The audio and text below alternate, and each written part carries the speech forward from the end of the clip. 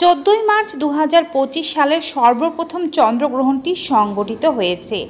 তবে এটি একটি পূর্ণগ্রাস চন্দ্রগ্রহণ হলেও ভারত ও বাংলাদেশ থেকে দেখা যায়নি।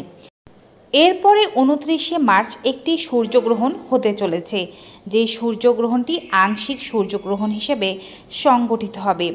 আজকের ভিডিওর মাধ্যমে আমরা আপনাদেরকে জানাবো সূর্যগ্রহণটি কোন কোন দেশ থেকে দেখা যাবে, সূর্যগ্রহণটি ভারত ও বাংলাদেশ থেকে দেখা যাবে কিনা, দেখা গেলে ভারত ও বাংলাদেশ থেকে কোন সময় দেখা যাবে এবং এই গ্রহণের সময় কি করবেন ও কি করা যাবে না। চলুন শুরু করা যাক। তার আগে বলে রাখছি, চ্যানেলে নতুন হয়ে থাকলে চ্যানেলটি সাবস্ক্রাইব করবেন। ফেসবুক পেজ থেকে আমাদের এই ভিডিওটি দেখে থাকলে পেজটি ফলো করতে ভুলবেন না। চলুন শুরু করা যাক। এই সূর্যগ্রহণটি মূলত দেখা যাবে এশিয়া, আফ্রিকা, ইউরোপ, আটলান্টিক, আর্কটিকা এবং এর পাশাপাশি উত্তর আমেরিকা, দক্ষিণ আমেরিকার বিভিন্ন অঞ্চল থেকে। বাংলাদেশের সময় অনুযায়ী এই গ্রহণটি শুরু হবে 29শে মার্চ দুপুর 2:50 এবং গ্রহণটি শেষ হয়ে যাবে 29শে মার্চ সন্ধে 6:43। ভারতীয় সময় অনুযায়ী এই গ্রহণটি শুরু হবে 29শে মার্চ দুপুর 2:20 এবং গ্রহণটি শেষ হয়ে যাবে সন্ধে 6:13। এই গ্রহণটি একটি আংশিক সূর্যগ্রহণ হবে। তবে আশ্চর্যের বিষয় হচ্ছে এই গ্রহণটি এমনভাবেই হবে যে ভারত ও বাংলাদেশ থেকে এই গ্রহণটি দেখা যাবে না। যেহেতু গ্রহণটি দেখা যাবে না, এর সূতককালও বৈধ হবে না বলে মনে করা হচ্ছে। কিন্তু এই গ্রহণটিও দিনের বেলায় এবং সূর্যগ্রহণের ঠিক সময়ই হচ্ছে, তাই প্রত্যেক গর্ভবতী নারীদের অবশ্যই সচেতন থাকা উচিত।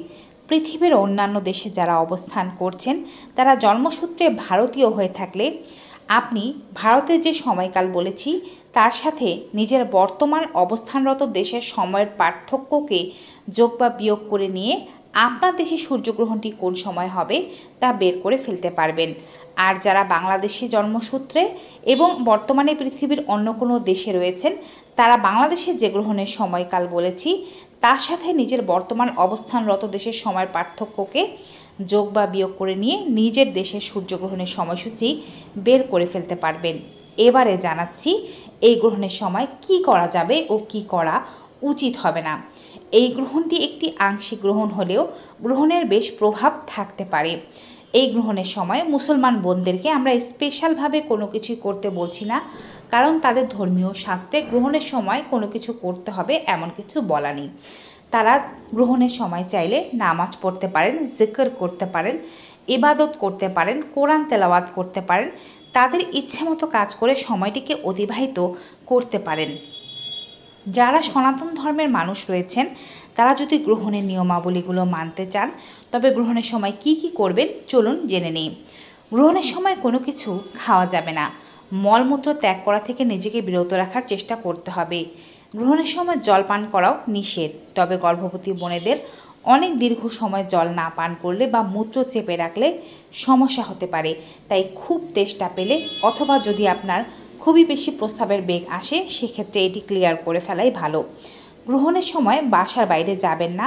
গ্রহণের আলো যেন আপনার শরীরে স্পর্শ না করে সেদিকে বিশেষ খেয়াল রাখতে হবে। প্রয়োজনে ঘরদোর পর্দা দিয়ে দিন। গ্রহণের সময় সূর্যের দিকে সরাসরি তাকাতে যাবেন না।